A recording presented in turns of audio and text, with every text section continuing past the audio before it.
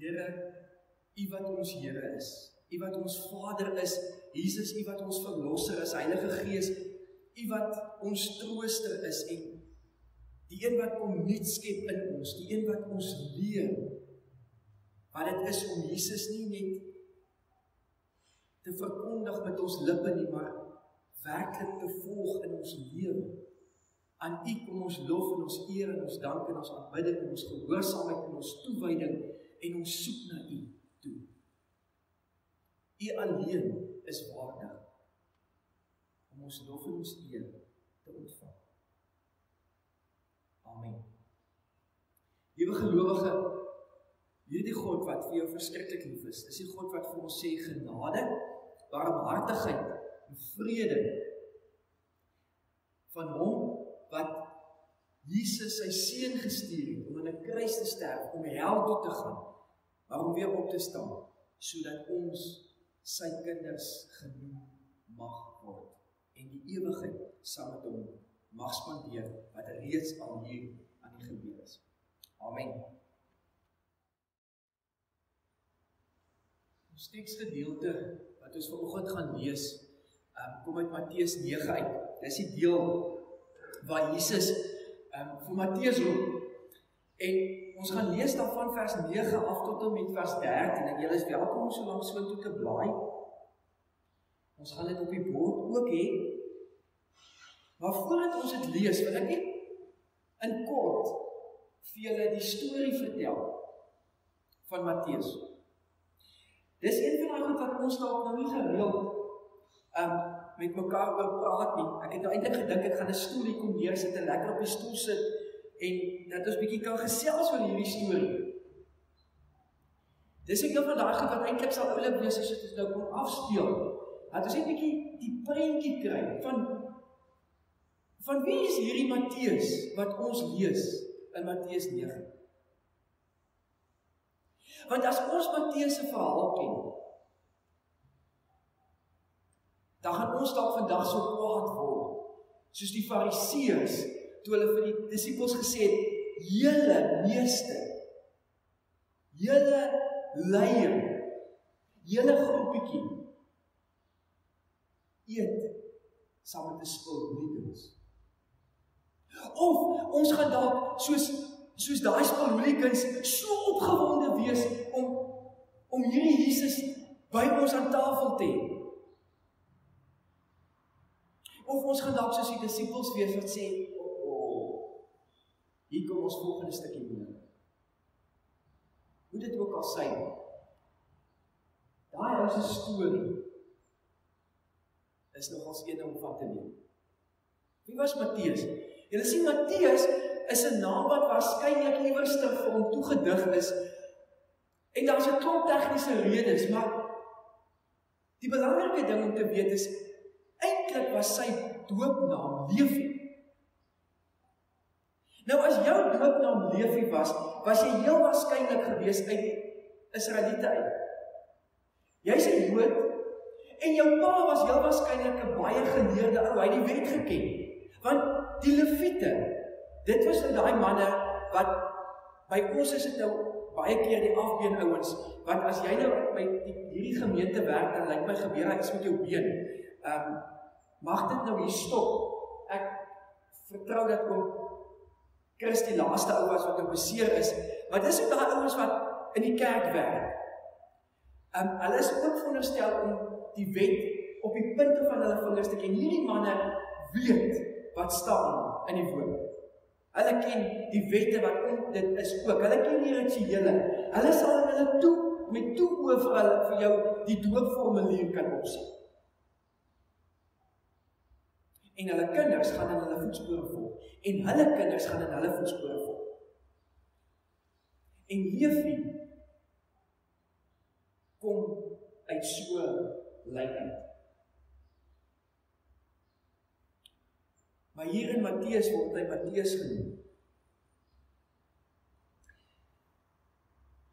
Hulle sien, 'n ou wat 'n Lewiet was, en wat uit daai stam uitkom, of uit daai bloedlyn uitkom, sou iewers langs sy pad, as 'n lyk nie.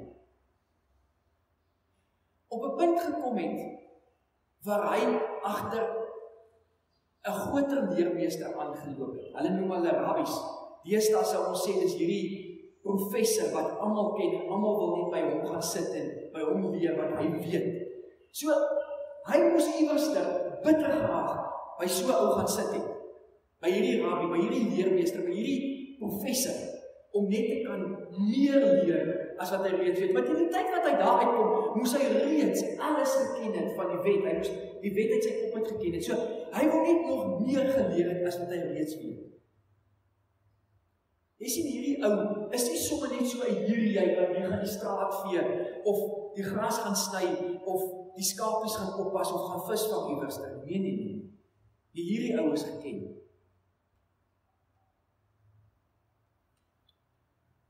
Maar, hoewel hy 'n aangewese, 'n ou wat eintlik gekies moes geword het as 'n fariseer. Want wie is die fariseërs? Die fariseërs in Jesus se tyd is die manne wat juist die wet so geken het. Dis die ouens wat gesê het, ons weet hoe werk die kerk. Ons sal jou vertel. Jy hoef nie te wonder nie, hy sal op die straat ook staan en dit vir jou sê. Daar is so 'n skool in Bloemfontein wat ons altyd mee gespot het en gesê, hoe weet jy, 'n ou kom uit daai skool uit, want hy sê dit vir jou. Dis die fariseërs. En Levi moes dit gewees het. En tog, waar kry ons vir Levi? Jesus kry hom by 'n plek waar hy besig is om belasting in te voer.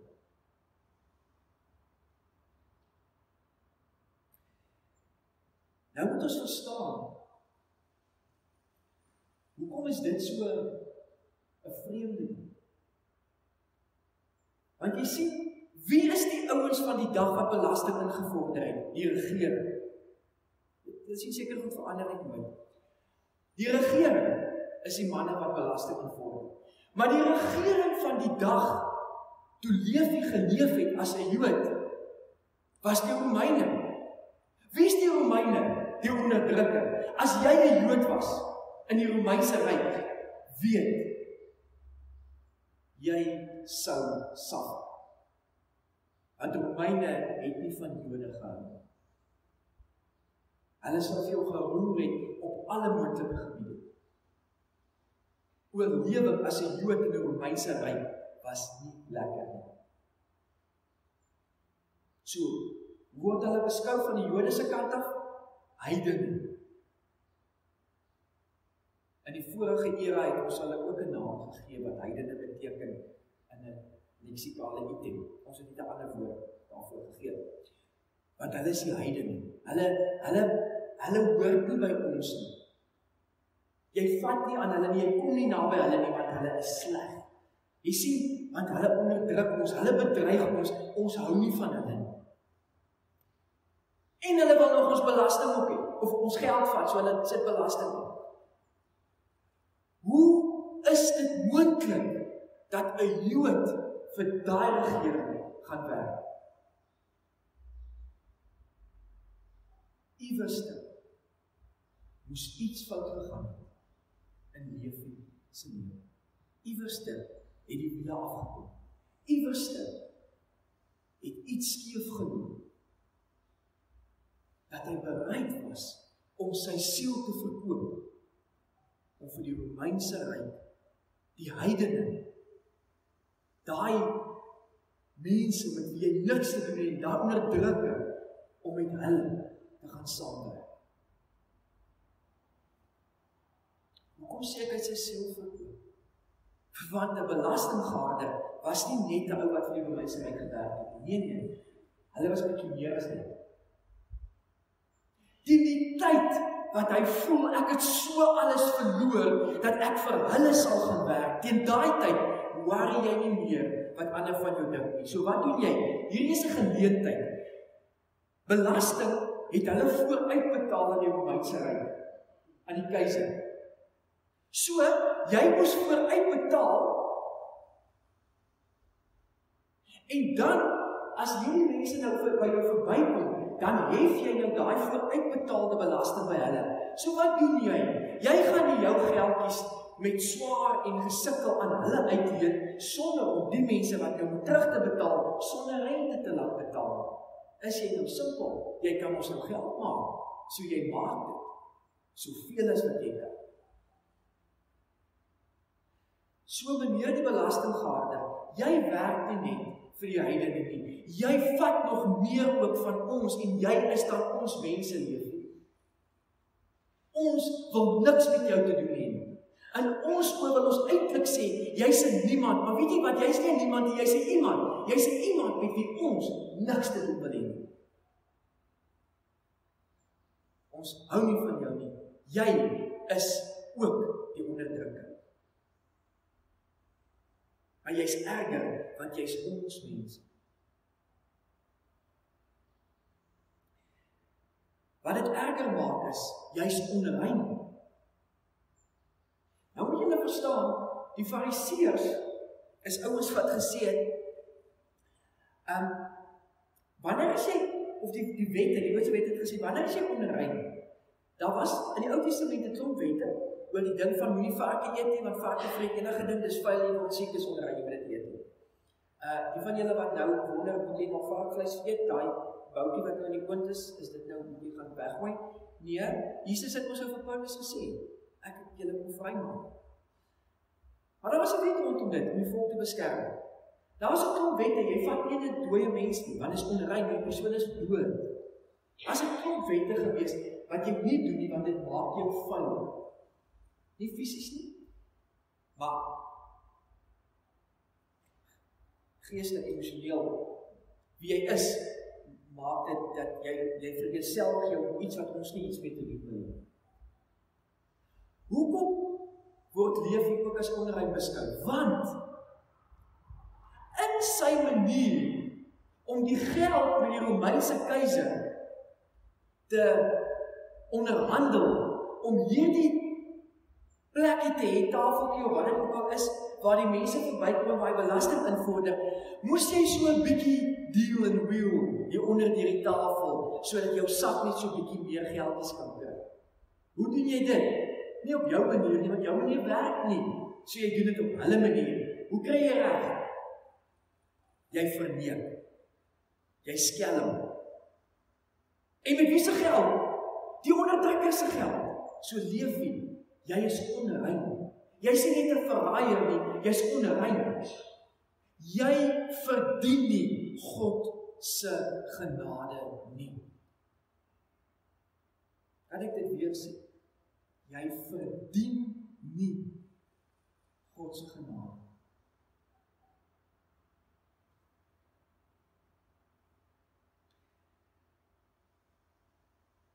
Levi, jy is verseker nie 'n geskikte disipel. Jy hoort nie in hierdie gemeente nie. Jy hoort eintlik nie in hierdie dorp nie, maar okay, dis nou die keiser wat jy daar gesit het. Jy hoort nie as deel van ons verdeling. So wanneer die Here 'n keuse maak, is jy verseker nie op die lys nie. So kan ons net vir jou sê, jy is uit. Kom ons lees wat staan in Matteus 9 van vers 9. Terwyl Jesus daarvandaan verder gaan, hy moes nou rondgeloop en bedien.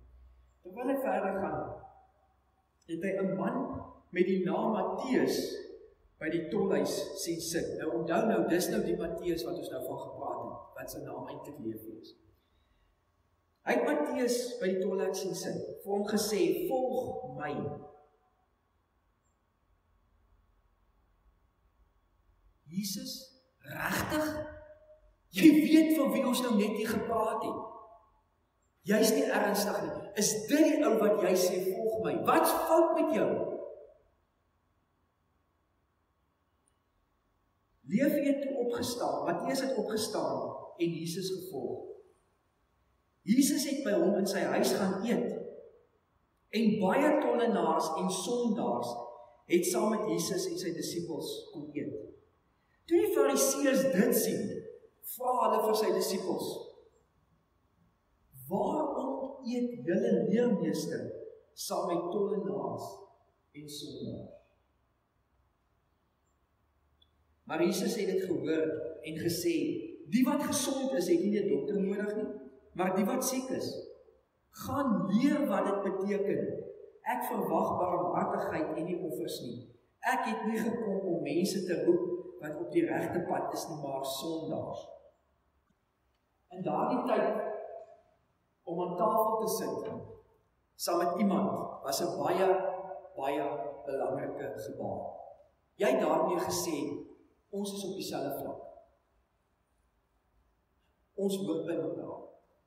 Eenheid, samesyn, dis wat jy gesê het as jy saam met iemand aan tafel gesit het.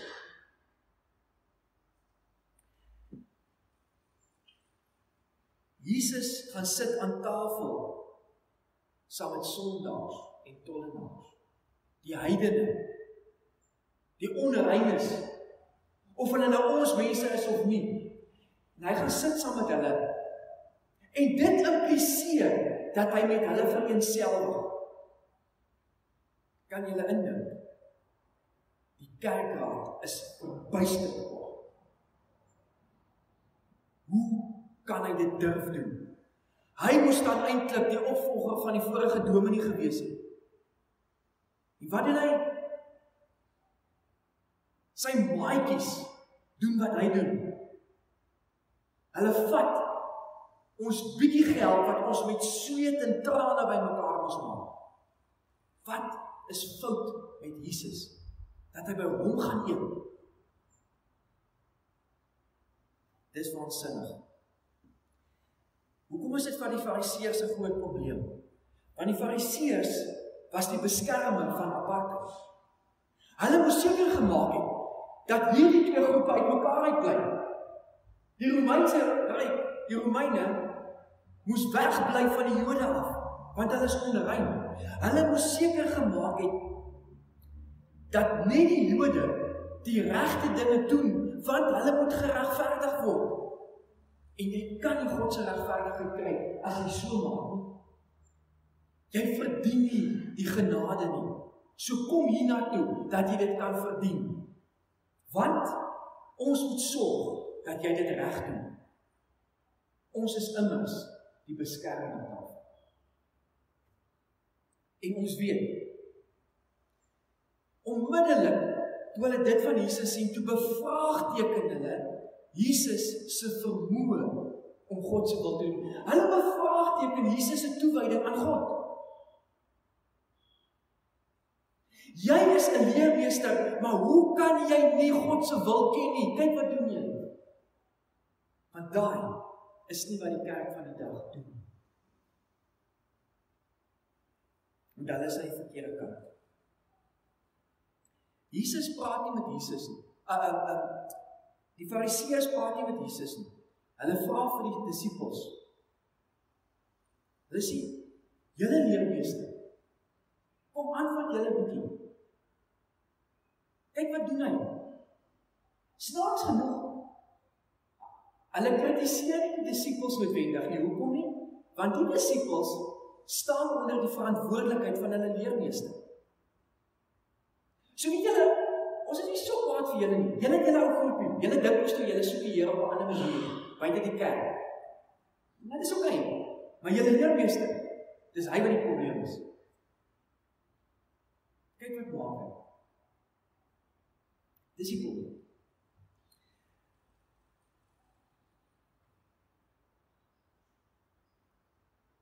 Ons dink nie. Nee, wag 'n bietjie. Ons weet, julle leermeester het nie 'n benul van ons wette.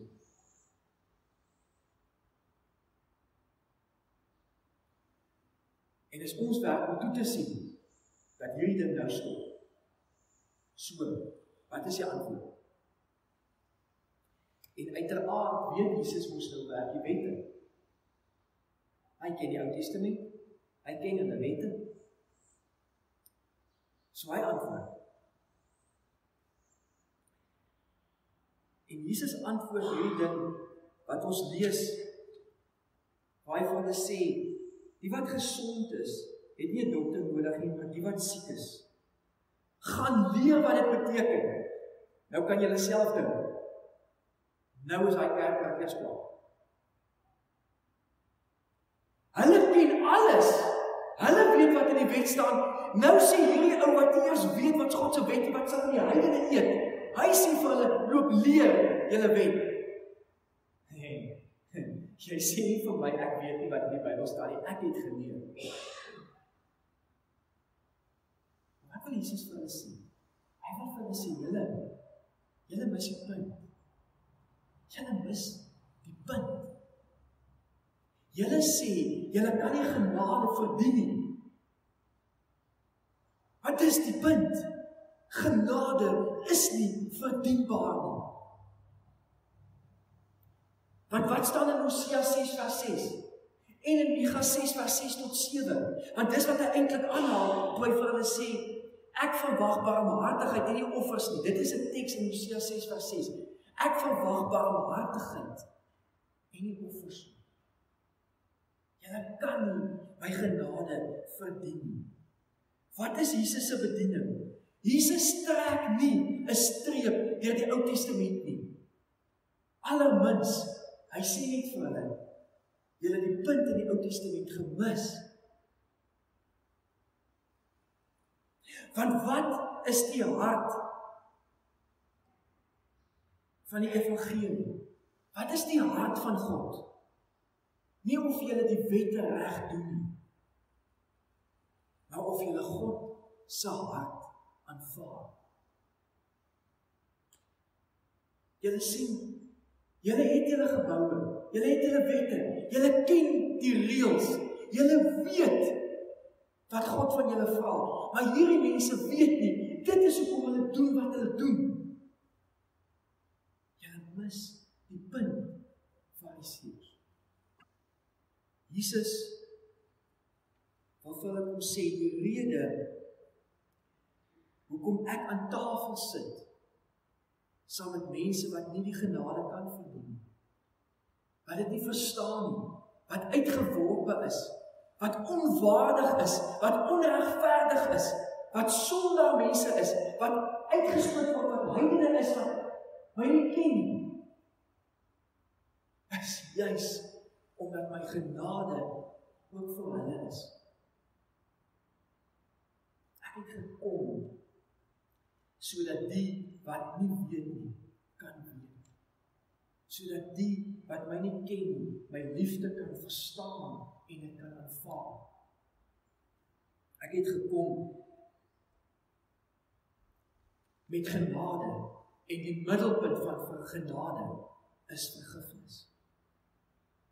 Om mense te vergewe wat eintlik nie vergeefbaar is nie. Want my liewe Fariseërs, julle is nie in staat om dit te doen as julle nie aan die kruis gesterf het. Daarom sal ek dit doen.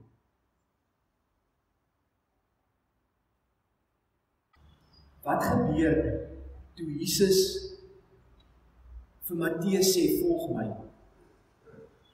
Matteus sê, daai tyd, sê die mense, daai tyd, toe staan hy op, en hy loop agter Jesus aan. Hy los sy goed, en hy loop agter Jesus aan. Soveel so, dat hy vir Jesus selfs nou met die aanbod te kom eet. Ja, het was waarskynlik 'n fancy huis, maar hy het geld. Hy het jou geld gebruik, vir 'n fancy huis gebruik. Maar hy volg Jesus. Hy sê, Jesus, asseblief, wees welkom tussen ons. Want hy gryp die genade aan. Hoekom? Want hy weet, hy is uitgestoot. Hy weet, hy is nie waardig nie. Hy weet, hy het hierdie daad wat Jesus nou vir hom gee, nodig. Is dit nie maar hoe dit in ons tyd ook is? Mense wat rooi gesig gevang het, weet hoe nodig hulle vergifnis het. En daarom gryp hulle dit met alles wat hulle kry. Fariseërs aan die ander kant het nie Jesus nodig. Hulle die geboue, hulle die wet, Hulle die kennis. Hulle is die mense wat weet en wat bestuur en wat toesien dat hierdie gemors nie gebeur nie. Hulle reinig hulle godsdienst. En hulle hou dit rein van sulke mense.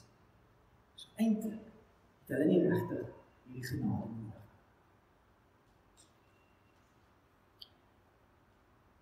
So hulle is okay. Wat is die probleem? Binne so 'n hart kan vergifnis nie gewerk word nie. Want hy self reken hulle dit nie nodig. Kan ons klaarmaak? Kan ons afsluit? Niemand is te afstootlik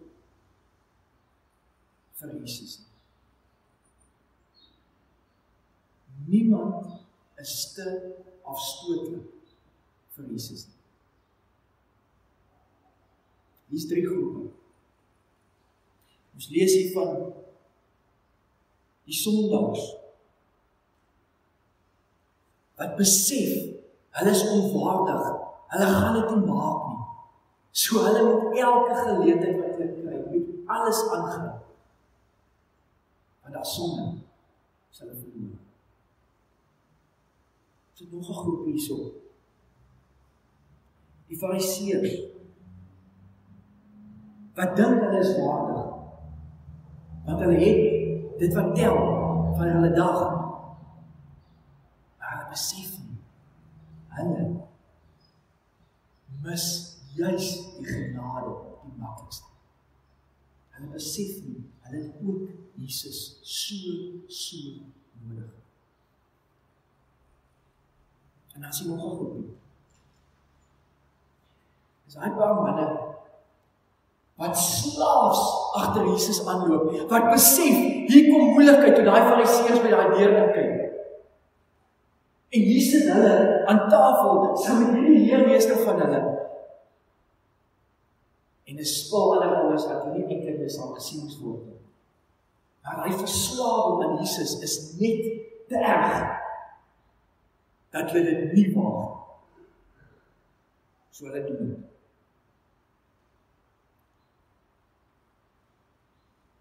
Kan jy gou vir 'n oomblik met jouself eerlik wees vanoggend? In watter groepie val jy?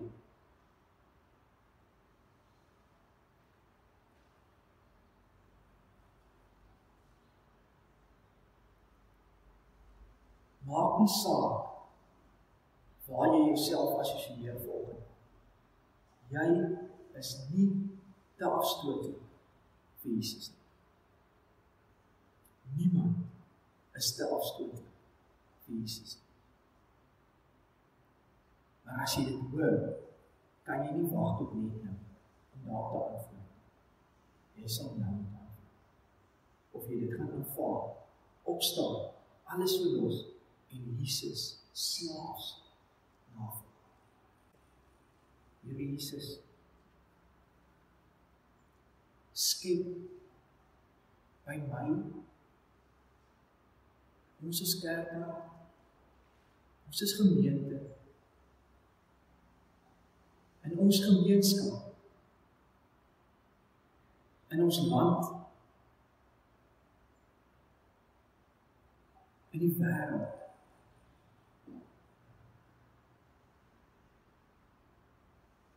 'n begeerte om die oomblik dat ons besef, U sê volg my, ons U slaafs wil navolg. Amen. As jy iewerste deur die loop van hierdie paar oomblikke dalk nie nodig het om saam met iemand te bid. Ek gaan na die tyd nog nie besig wees om af te staan, dit vat my besig soos hy netjie langer is geworden. Maar ek gaan nie rond wees, jy is welkom om met jou te praat. Welkom om net te sê, bid net asseblief saam. As jy dit nie vandag wil doen nie, jy is welkom om dit in jou bakkie te doen op pad huis toe. Of dalk nog voordat jy start, as jy net oorkom. Jy kan in enige plek voor die Here gaan stil en sê, Jesus, vandag wil ek sê opnuut, ek volg U met ons. Maar dis ook my gebed, dat hierdie volgende lied wat ons nou gaan sing, 'n geleentheid gee, waar jy dit ook kan doen. So ek wil vra, dis nou een van daai bietjie meer onbekende liedere, maar jy gaan ook gaan hoor hoe uitgaan en dan kan jy saam sing, bid dit ten minste net saam in jou hart.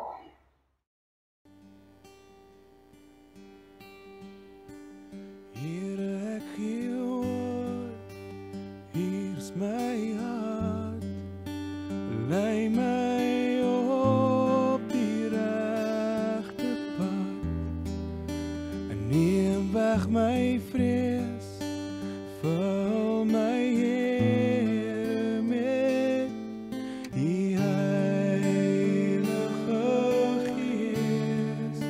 En Here ek gee oor, hier is my hart, lei my op die regte pad, neem weg my vrees, vul my Here met die Heilige Gees. En Here ek gee oor.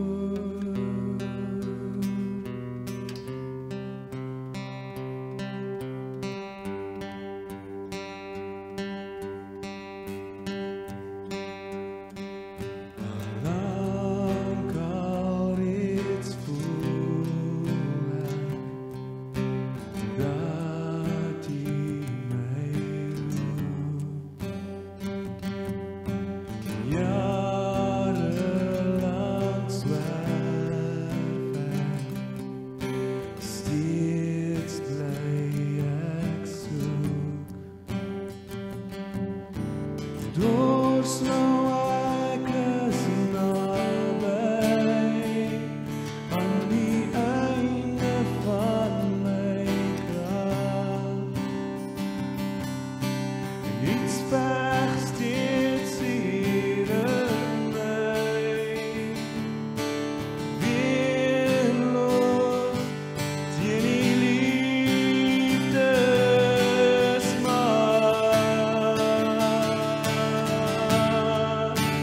Here ek gee oor, hier is my hart, lei my op die regte pad, kom neem weg my vrees, vul my Here met die Heilige Gees.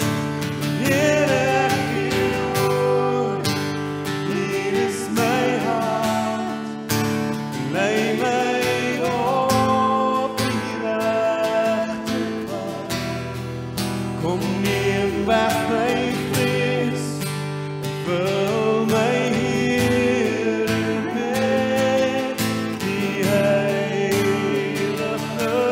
Gees. Van heilig is die grond, waar ek met hart en ziel en mond wil bely dat U alleen my redder is. En ek val in redders hande, wat dierbaar was vir my skande, maar niemand my kan skeer uit die liefdesgreep.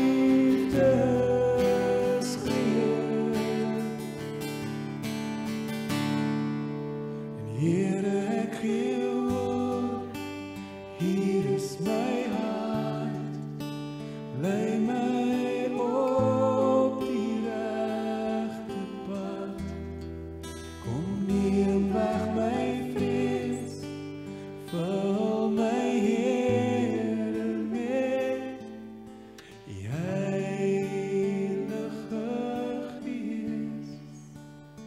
En Here ek gee oor,